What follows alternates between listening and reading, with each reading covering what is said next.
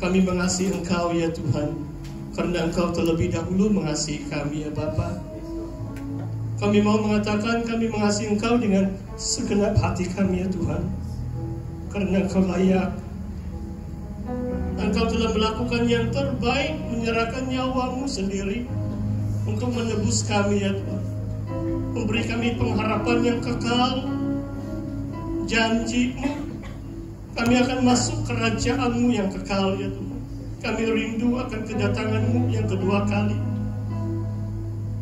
Selagi kami masih hidup dalam daging ini ya Tuhan, pakailah kami ya Tuhan, bangkitkan kami ya Tuhan, supaya kami dapat memuliakan nama Tuhan, menghasilkan buah yang banyak, buah yang kekal. Terima kasih ya Bapa, kami siap mendengarkan sabda firman-Mu. Ajar kami ya Tuhan. Di dalam nama Yesus kami mengucap syukur dan berdoa. Amin. Silakan duduk. Terima kasih kepada tim pujian dan penyembahan. Shalom. Apa kabar kita semua? Oh, luar biasa. Saudara, hari ini adalah hari yang terbaik sesuai dengan lagu yang kita sudah lakukan tadi. Karena Tuhan kita, Tuhan Immanuel, Tuhan sentiasa beserta dengan kita. Bukan hanya dalam gereja, di luar gereja, setiap hari, setiap masa Tuhan menyertai kita. Saudara, hari ini saya memulakan satu siri khotbah mengenai kepimpinan dari riwayat Daud, dari riwayat dan kepimpinan Raja Daud.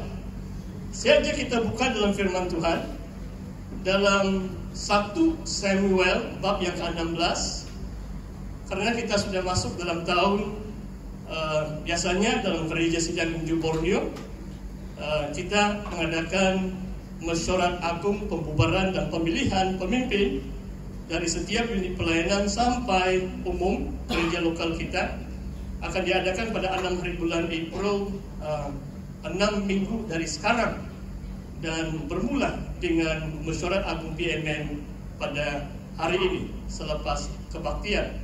Jadi saya sengaja memilih tajuk ini, Kebangkitan Daud sebagai Pemimpin.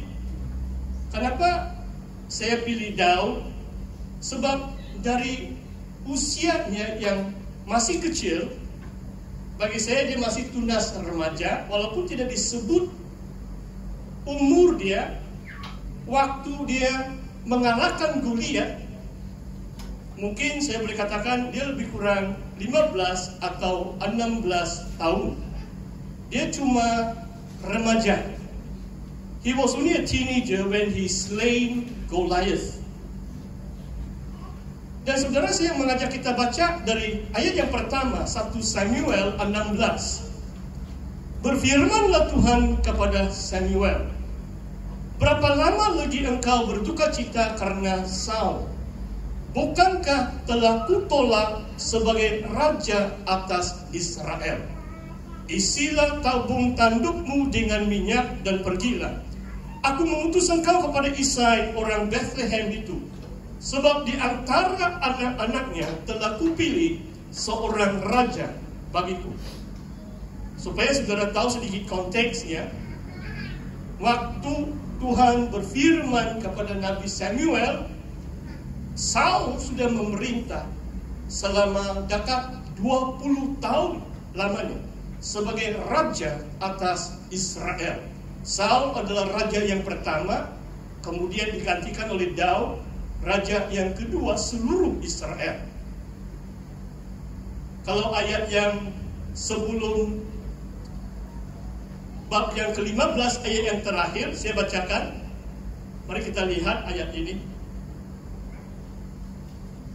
Sampai hari matinya Samuel tidak melihat Saul lagi. Samuel itu adalah hamba Tuhan, nabi Tuhan. Tetapi Samuel berduka cita karena Saul, dan Tuhan menyesal karena yang menjadikan Saul raja atas Israel. Ayat ini pun teologinya harus kita uraikan. Kenapa Tuhan menyesal melantik Saul sebagai Raja Israel. Saya cerita secara ringkas. Tuhan melalui Samuel menyuruh dia untuk mengalahkan ini satu suku atau puak Amalek. Tuhan katakan kepada dia, bunuh semua. Karena orang Amalek sangat jahat.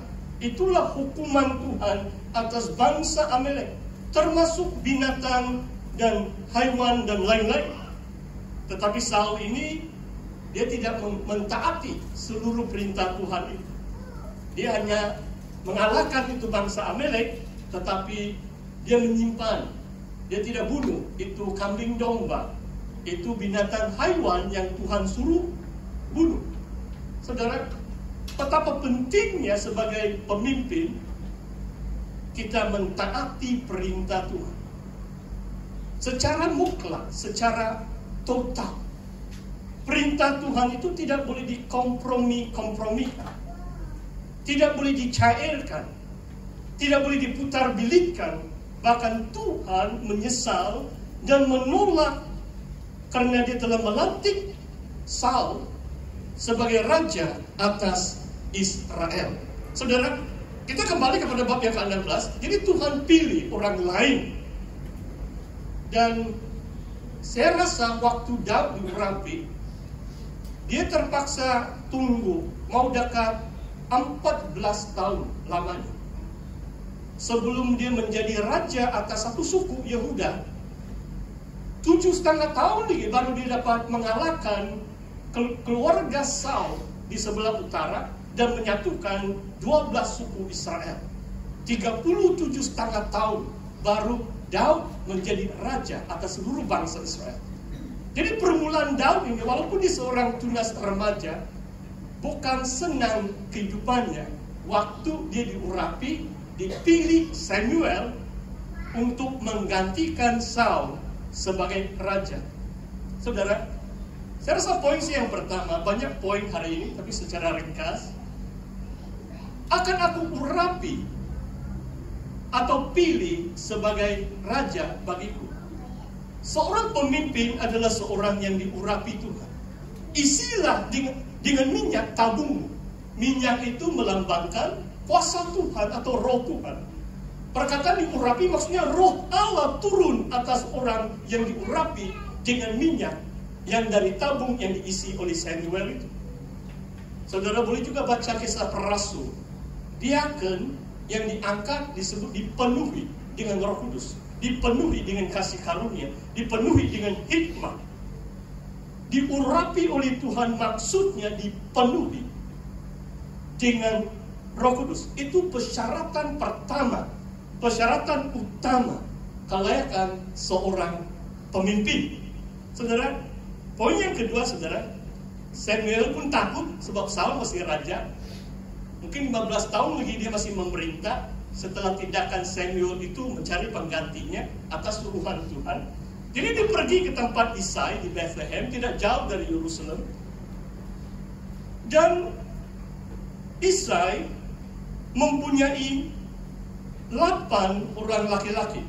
Wah, diberkati ya kalau ramai anak. 7 orang sedang menantikan si Samuel. Si Daud yang bungsu, dia sedang menggembalakan kawanan domba, ayatnya. Dan coba kita lihat ayat yang ke-7. Mungkin saya baca ayat yang ke-6. Mereka itu masuk, Samuel melihat Eliab, itu anak sulung, lalu fikirnya, sungguh di hadapan Tuhan, sekarang berdiri yang diurapi. Coba kamu perhatikan ayat ini, saudara. Samuel sudah berpuluh tahun melayani sebagai nabi. Dia hamba Allah. Tetapi terus dia fikir, wah, dia nampak dia segak, tinggi, sulung, Eliab. Sesungguhnya di hadapan Tuhan berdiri yang diurapinya. Tetapi berfirmanlah Tuhan kepada Samuel, janganlah pandang parasnya atau perawakan yang tinggi, sebab aku telah menolaknya. Bukan yang dilihat manusia, yang dilihat Allah. Manusia melihat apa yang di depan mata, tetapi Tuhan melihat hati. Wah, ayat ini sangat penting, saudara. Bukan yang dilihat manusia, yang dilihat Allah. Kita ini manusia kan, saudara, dan saya ini manusia. Kita setiap waktu kita menilai. Kadang-kadang kawan kita yang baru kita jumpa pun, kita sudah cek-cek sudah dengan dia kan. Orang ini baik kah? Dia mau tipu sama saya kah? Harus hati-hati sebab dunia ini penuh scammer sekarang. Saudara tahu scammer? Ini kalau ada fahaman, saya tidak mau cakap yang fahaman dulu-dulu, tapi mereka pasti dihukum Tuhan. Saya rasa pekerjaan ini, skema ini, yang paling keji, janda atau orang tua yang kumpulkan duit mereka untuk bersara pun semua duit mereka kena tipu. Bagaimana perasaan Anda? Saya hilang 100 ringgit pun saya sakit hati. Kalau hilang 100.000 ringgit, tidak tahulah di mana saya akan tinggal lah itu.